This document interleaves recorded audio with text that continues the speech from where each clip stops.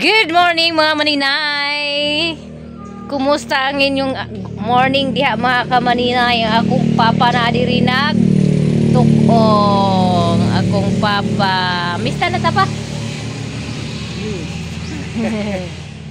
Uy, huwag tayo magkumpiyansa ngayon no. Kasi uso ngayon ang monkeypox. Mas malala pa sa chickenpox. Punta ko dito kay auntie. Ay, si auntie, sarado. Oy, loy, buhay puti uno. Si auntie iba? Ha? Ayo! Wala, na iba niya. Naglakaw? Oo. Ay, nag-alis pala.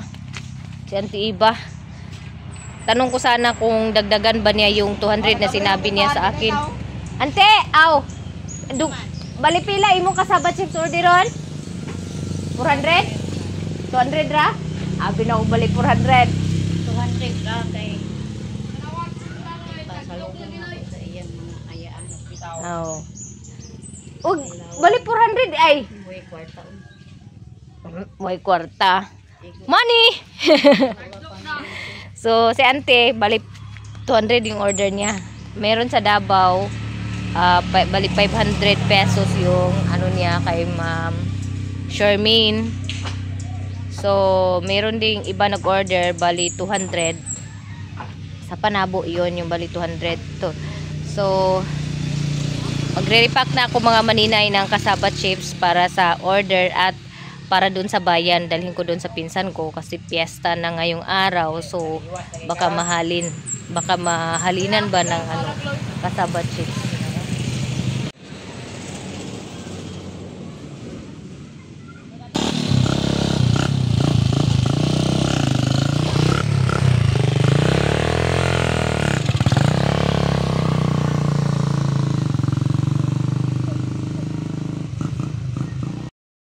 Po akong naikutid ka gabi mga maninay, so ngayon ko ipapak mga 3/4 ng Tupperware po yata to. Yes, meron na naman blessing guys. Tundan na dahil kay punuan saging ronte. Daghan. Tatay? Kay Tatay Loloy. Kay Tatay Loloy. Hindi kuan man, bilin man. So, hi guys! Andito kami sa kusina ni Ate Charis. Siya po yung tumutulong sa akin magdikit ng sticker. Ayan o, may napak na po ako andun. Tapos, ako naman yung taga Charis yung taga sticker. So, ayan. I-deliver namin itong mamaya sa pinsan ko dun sa bayan at yung iba naman doon sa Sintro, Kabulacan para sa mga sukikay ko na tindahan. So, malapit na nga po pala kami mga maninay matapos mag-pack, kunti na lang matapos na po.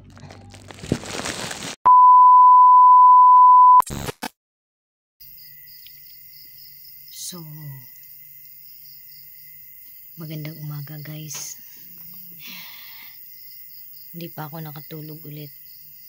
Maaga ako nakatulog kagabi, tapos nagising ako mga 11. Hindi pa ako nakatulog.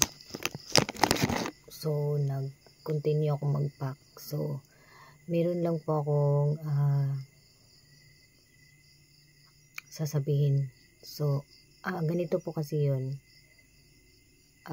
Bakit daw hindi ko binigyan si Koreana ng notebooks, school supplies?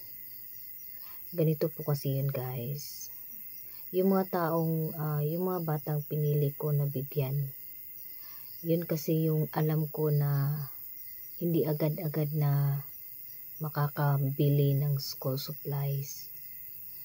Like yung kapitbahay namin, alam ko kasi yung sitwasyon nung binigyan ko ng notebooks kasi hindi stable yung hanap buhay ng papa nila, and then hindi agad makakabili ng school supplies or even ka ng pagkaon. Yung pagkain nila minsan pasalamat na lang ako kasi 3 beses ako nakakain kami sa isang araw. So may mga time na yung dito sa kapitbahay namin, may mga time talaga na nauubusan sila. Kaya sila yung pinili ko na bigyan ng school supplies para naman makatulong kahit papano. Hindi man kumpleto yung gamit na pinamigay ko na mula kay Nanay Tess TV, at least nakatulong kahit papano. So si Koreana kasi makaka-afford kasi sila na bumili ng school supplies, at alam naman natin na meron din mga sponsors, no, na nagbibigay sa kanila, samantalang yung kapitbahay ko walang nagbibigay na sponsors doon. Kaya sila yung pinili ko na bigyan kasi alam ko at nakikita ko yung sitwasyon nila. So yung kumari ko naman, kahit malayo yun, binigyan ko yun kasi alam ko marami siyang anak. Yung asawa niya, may trabaho naman yung asawa niya, pero dahil sa marami yung bata, syempre kahit papano mabawasan man lang yung expenses nila for school supplies. And then instead daw, bakit hindi ko ibigay kay Iboy? Si Iboy kasi nabilhan na ng notebooks ng mama niya. Kasama ko si Joby nung namili kami ng mga notebooks, and then nagpabili din si Angging. Kaya hindi ko na binigyan si Iboy. So kahit nga anak ko, hindi nga ako nagkuha ng binigay ni Nanay Tess TV na school supplies dahil alam ko naman sa sarili ko kaya kong i-provide yun. Kaya yun yung pinili, sila yung pinili ko. Kaya sana naman po ay maintindihan bakit hindi ko sila binigyan. Kasi alam ko na at nakikita ko nakaka-provide naman ng maayos po yung mga kapatid ko sa school supplies ng mga bata.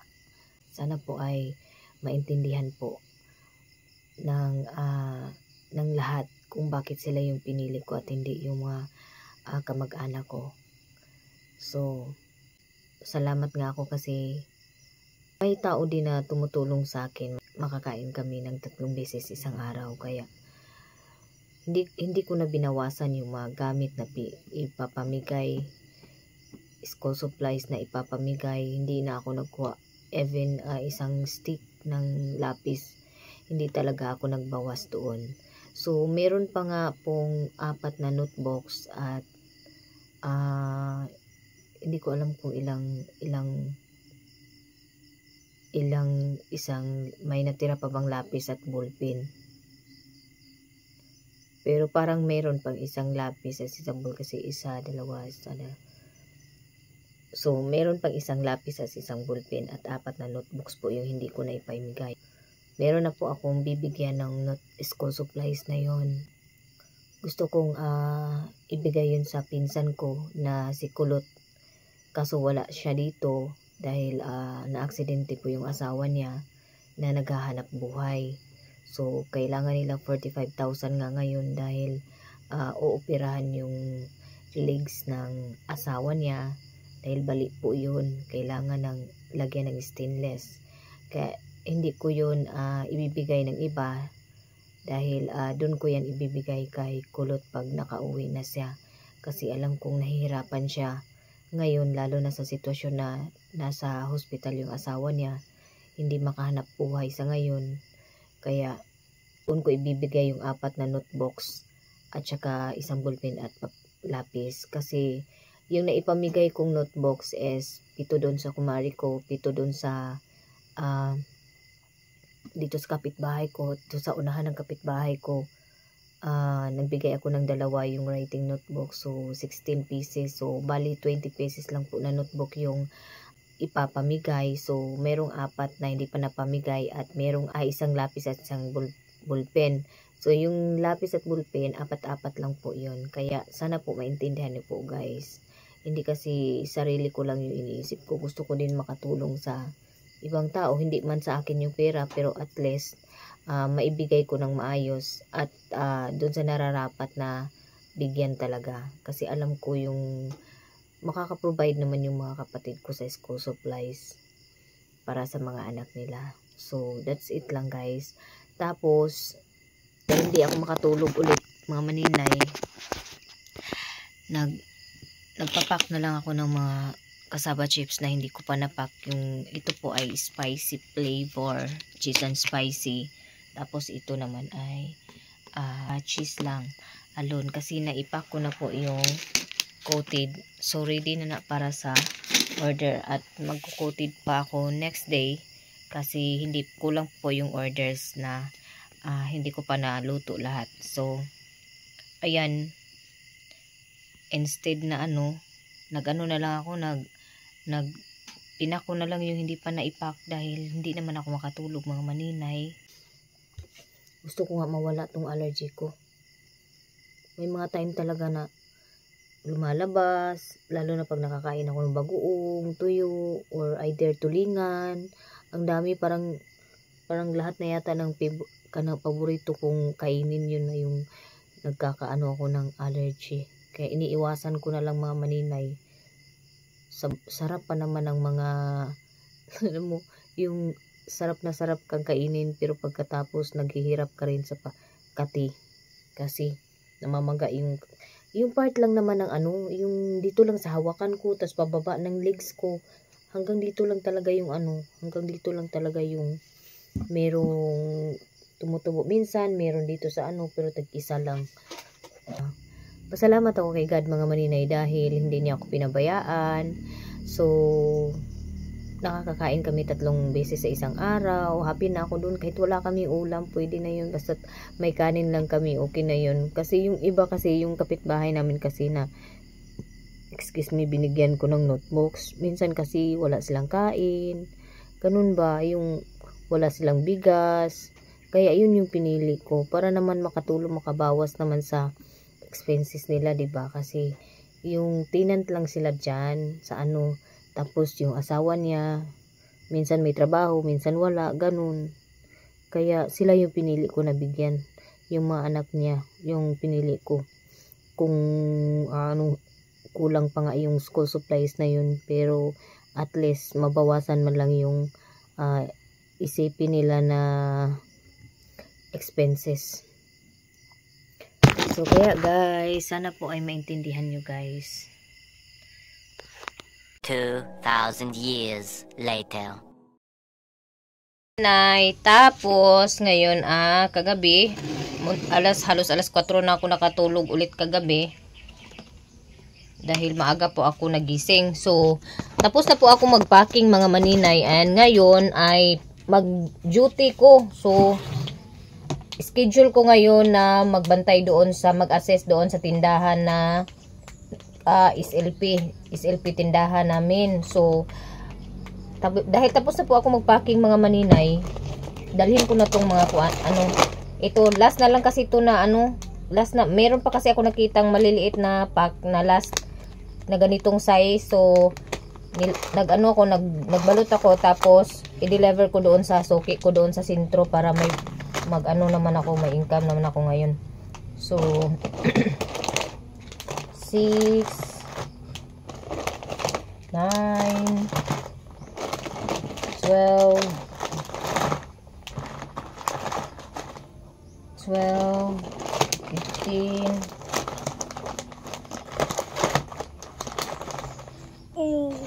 18, 21, 24, 27, 30,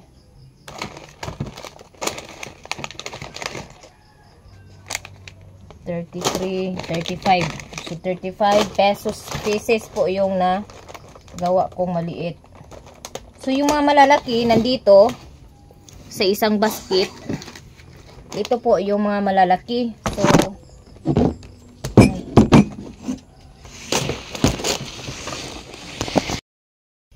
So ito po yung mga malalaki mga maninay, ito po yung mga orders doon sa Davao. So dadalhin ng order ng auntie ko, order ni Charmaine, order doon sa Panabo.